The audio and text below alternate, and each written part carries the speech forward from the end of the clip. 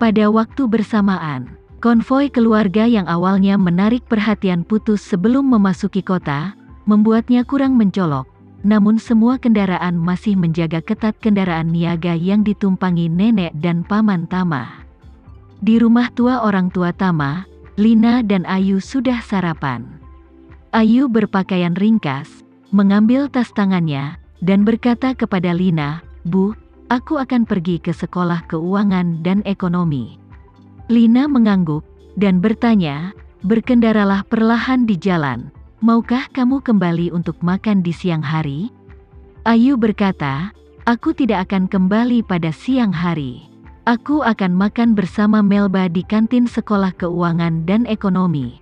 Sebagai penanggung jawab isu shipping salah satunya, Ayu telah bersama Melba setiap hari dalam beberapa hari terakhir, pergi ke Universitas Keuangan dan Ekonomi Jakarta untuk menemukan ayah Melba, untuk mengisi ulang pelajarannya. Kini, bisnis isu shipping semakin besar dan besar, pangsa pasar dan pendapatan operasional semakin tinggi. Meski kedua gadis itu tidak memiliki masalah dalam pengoperasian kios besar bernilai ratusan miliar dolar, kecepatan pengembangan perusahaan terlalu cepat. Keduanya khawatir batas atas isu shipping akan terbatas karena kurangnya pengalaman dan kemampuan. Jadi mereka mencari Tuan Erik Hartono untuk menyegarkan kembali pembelajaran mereka hari ini. Bagaimanapun, Erik Hartono adalah profesor ekonomi terkemuka, dan dia juga memiliki pengalaman dan pengetahuan praktis yang kaya. Bagi kedua gadis muda itu, dia seperti pemandu. Ayu sedang mengganti sepatunya dan bersiap untuk keluar ketika dia mendengar ketukan keras di pintu halaman. Untuk mempertahankan cita rasa asli rumah tua ini semaksimal mungkin, Lina memilih pintu pagar besi sebagai pintu halaman. Meski tidak ada bel pintu, suara ketukan pintu sejelas bel tembaga, dan itu bisa didengar di kamar. Ayu sedikit bingung, dan bergumam, "Siapa yang datang ke rumah sepagi ini? Mungkinkah Tuan Renza? Kenapa dia tidak menyebutkannya? Ketika dia sangat sensitif, bagaimana dia bisa datang ke sini seperti itu?" Saat dia berbicara, dia buru-buru berkata, "Aku akan keluar dan melihat-lihat." Segera, Lina mengganti sandal di luar, membuka pintu, dan berjalan keluar. Melalui gerbang besi, dia melihat seorang wanita tua dan seorang pria paruh baya berdiri di luar gerbang. Keduanya adalah nenek dan paman Tama. Namun, Nenek Tama hampir tidak pernah muncul di depan media selama bertahun-tahun, dan Marshall hampir tidak berurusan dengan media karena dia bertanggung jawab di dalam dan bukan di luar. Jadi Lina tidak mengenali mereka berdua.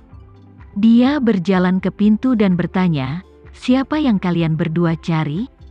Wanita tua Poland di luar pintu memandang Lina, sedikit tersenyum, dan bertanya padanya, "Bolehkah saya bertanya? Apakah Anda Nyonya Lina Hadid?" Mendengar namanya sendiri, dia buru-buru berkata dengan rendah hati, "Bibi, kamu terlalu sopan." "Saya Lina, bolehkah saya bertanya siapa Anda?" Nyonya tua Poland berkata sambil tersenyum, Saya ibu mertua Cahya Renza, Ibu Sarah, Laksita Maheswara."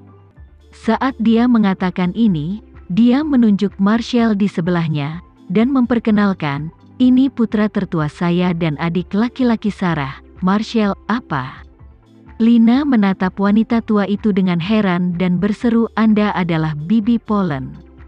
Silakan masuk, masuk. Tuan Poland, silakan masuk." Saat dia berkata, dia dengan cepat membuka pintu. Awalnya, Lina tidak mengerti kenapa Nyonya Poland datang menemuinya. Tetapi segera dia menyadari bahwa tujuan wanita tua itu datang ke sini seharusnya tidak ada hubungannya dengan dia. Dikombinasikan dengan apa yang dijelaskan Tama sebelumnya, dia segera menyimpulkan bahwa Nyonya Poland pasti datang ke sini untuk mencari petunjuk tentang Tama. Nyonya tua Poland berterima kasih dan mengikuti Lina dan masuk. Saat ini, Ayu juga keluar dari pintu dalam. Melihat seorang wanita tua dan seorang pria paruh baya berjalan ke halaman, dia tidak bisa membantu tetapi merasa sedikit bingung. Kali ini, Lina buru-buru memperkenalkan mereka berdua. Izinkan saya memperkenalkan kepada Anda. Ini adalah putri saya Ayu. Ayu, ini Nenek Polen dan Paman Polen dari Amerika Serikat. Nenek Polen, Ayu berseru tanpa sadar. Bukankah itu Tuan? Dia awalnya ingin mengatakan bahwa itu bukan nenek dan paman Tuan Renza. Tetapi ketika kata-kata itu keluar dari mulutnya, dia langsung terkejut. Dia hampir mengkhianati Tama secara tidak sengaja, jadi dia dengan cepat berkata tanpa menunjukkan jejak, "Bukankah itu ibu mertua Paman Renza?" Nyonya tua Polen bertanya dengan rasa ingin tahu, "Nona Sucipto juga tahu Cahya Renza?" Ayu dengan cepat melambaikan tangannya, "Nenek, Anda salah paham. Saya tidak tahu Paman Renza. Saya mendengarnya dari orang lain sebelumnya. Dan setelah ibuku pindah ke sini, saya mendengarnya dari ibuku." Jadi begini, Nyonya Polen mengangguk ringan, tanpa banyak keraguan. Lagi pula, dia telah memeriksa masa lalu Lina dan Cahya Renza sebelum dia datang. Dan dia juga tahu bahwa Lina telah memikirkan Cahya Renza selama bertahun-tahun, dan bahkan hampir mati. Hanya saja, mengunjungi Lina terasa agak canggung. Lagi pula, wanita yang lembut dan cerdas di depannya, sampai batas tertentu, adalah saingan cinta putrinya, dan dia dikalahkan secara menyedihkan oleh putrinya. Bahkan, Lina juga sangat malu. Dia telah mencintai Cahya Renza selama bertahun-tahun, tapi dia tidak pernah berpikir bahwa suatu hari, ibu mertua Cahya Renza akan datang kepadanya. Untuk meredakan suasana aneh, dia berkata kepada Ayu, "Ayu, kamu tidak pergi ke sekolah? Sudah larut, cepatlah pergi." Ayu mengangguk, dan dengan sopan menyapa wanita tua dan Marshall itu, "Nenek, Paman, kalian berdua berbicara dengan ibu. Ada yang harus saya lakukan, jadi saya akan pergi dulu." Keduanya secara alami sangat sopan. Atas undangan Lina, mereka masuk ke pintu dalam rumah tua ini. Saat dia memasuki ruangan, wanita tua itu melihat bahwa gaya dekorasi di sini masih sama seperti 20 tahun yang lalu, dan ketika dia memikirkan putri, menantu, dan cucunya, ini adalah tempat terakhir mereka tinggal sebelum kematian mereka. Air mata mengalir turun. Takut dengan kesan Lina, dia dengan cepat berbalik untuk menyeka air matanya dengan lengan bajunya, kemudian tersenyum dan berkata kepada Lina, "Nyonya Suteja, sejujurnya, ini adalah pertama kalinya saya datang ke sini selama bertahun-tahun. Terima kasih telah menjaga tempat ini." "Itu terlihat sangat bagus." Lina buru-buru berkata, "Bibi, jangan panggil aku Nyonya Suteja, panggil saja aku Lina." Wanita tua itu mengangguk ringan dan bertanya, "Lina, aku memberanikan diri datang ke sini untuk mengganggumu. Aku ingin menanyakan sesuatu padamu." Lina tahu apa yang akan ditanyakan wanita tua itu, tetapi dia masih dengan sengaja bertanya padanya, "Bibi, apa yang ingin kamu ketahui?" Wanita tua itu menghela nafas, dan berkata pelan, "Setelah kecelakaan Cahya Renza dan Sarah, keberadaan putra mereka tidak diketahui. Selama bertahun-tahun kami telah mencari ke seluruh dunia beberapa kali, tapi kami belum menemukan petunjuk yang berhubungan dengannya. Aku ingin tahu, sejak kamu datang ke sini, pernahkah kamu melihat pria muda yang tampak mencurigakan berusia sekitar 27 atau 8 tahun? Siapa yang telah menonton dan berkeliaran di sekitar sini?" Lina hanya bisa berbohong dan berkata, "Bibi, sejujurnya aku tidak memperhatikan siapapun. Ini adalah kota tua Jakarta, kepadatan penduduknya sangat tinggi, dan masyarakat yang tinggal di sekitarnya juga sangat berantakan.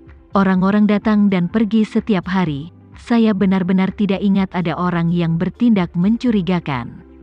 Wanita tua itu berkata dengan ekspresi kecewa, "Tama sangat penyayang sejak dia masih kecil, dan dia sangat berbakti kepada orang tuanya. Jika dia masih hidup selama bertahun-tahun, dia pasti akan kembali dan melihatnya." Melihat wanita tua itu dalam suasana hati yang buruk, Lina menghiburnya dengan meminta maaf, "Bibi, saya belum lama tinggal di sini. Saya tidak tahu apakah Tama telah berada di sini selama bertahun-tahun sebelum saya pindah. Jadi Anda tidak perlu melangkah terlalu jauh dan merasa pesimis." Wanita tua itu mengangguk ringan dan menghela nafas. "Aku tidak ragu bahwa Tama masih hidup, tapi petunjuk yang bisa kutemukan tentang dia terlalu sedikit, dan jika salah satu dari petunjuk ini rusak, sisanya akan hilang."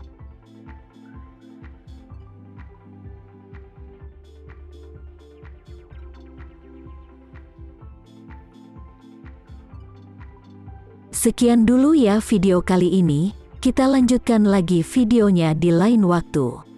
Oh iya, bagaimana menurut kalian? Semoga bisa sedikit menghibur kalian semua. Untuk teman-teman yang baru nonton, jangan lupa subscribe ya, hehehe. Dan kalau teman-teman ada yang ingin gabung langganan, bisa langsung gabung saja untuk dapat fitur yang menarik dan sedikit membantu Mimin. Terima kasih banyak sudah menonton, sampai jumpa lagi, bye.